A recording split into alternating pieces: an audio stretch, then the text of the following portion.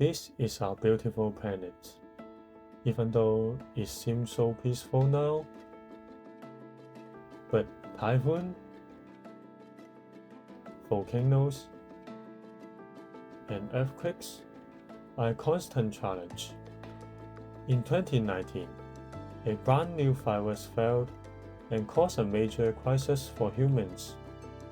We will be forced to wear masks for a very long time. This virus called SARS COVID-2, or people would name COVID-19.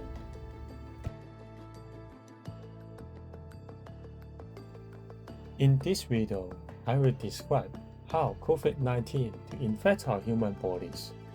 Then, I will explain how amino acid change in spike protein affect its functions. Until today, the virus has caused around 7 million people deaths. COVID-19 not only has the largest genome of any known RNA virus until today, but also they mutate very fast. This reason had made COVID-19 become the world's natural disaster in the last 20 years. It is the invisible COVID-19. The part of this sticking out we call spike protein, which play the most important role in the infecting humans. And scientists have been studying it for a long time before coming to a partial conclusion. So, how does it infect us? First of all, the spike protein is made up of about 1,300 amino acids. To make it easier to understand, it comprises alpha helix, beta sheets, and loops only.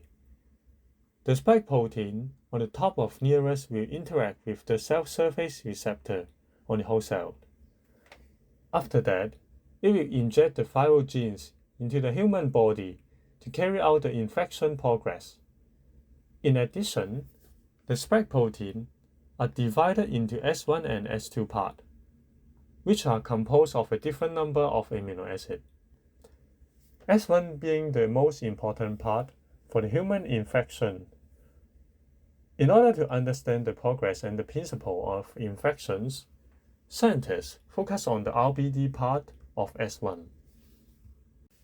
During their research, they find that some of the amino acid mutation would enhance the infectivity of the virus.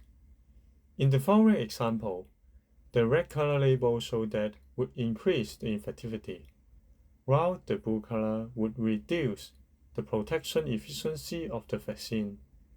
But what is a mutation?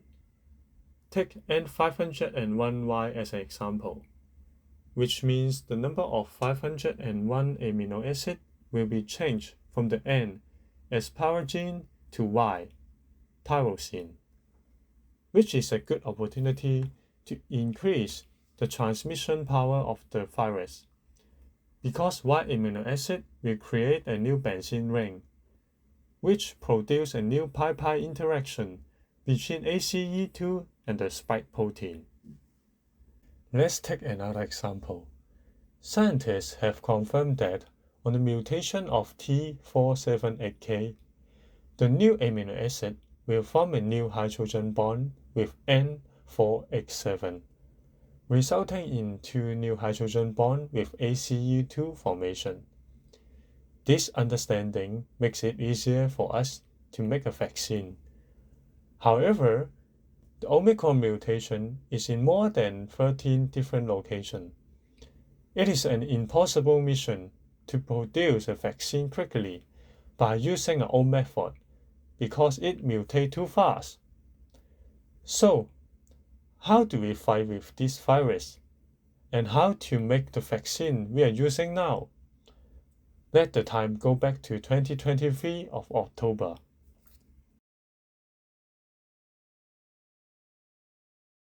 The Nobel Assembly has decided to award this year's Nobel Prizes in Physiology and Medicine to Kathleen Carrico and Drew Weissman for their discovery concerning nucleoside-based modifications that enable the development of effective mRNA vaccine against COVID-19. The research make a vaccine has been made after a virus was discovered within a short period, and it is the first time in human history. If not for the years of work by these two scientists, COVID-19 would kill far more than 7 million people. Moreover, the idea of using mRNA to treat disease has been proposed since the 1990s. In the case of preventing the virus, scientists hope to modify the mRNA code and deliver it to human cells, causing the body to produce protein it has the characteristic of the virus. It will simulate the immune system to be ready to fight before you infect the real virus. However, in the experiment, they found that injecting unmodified mRNA into the animal would cause them to be sick or die. After many years of work, they find that changing uridine to presidotine in the mRNA molecule can prevent animal death in the inflammatory response.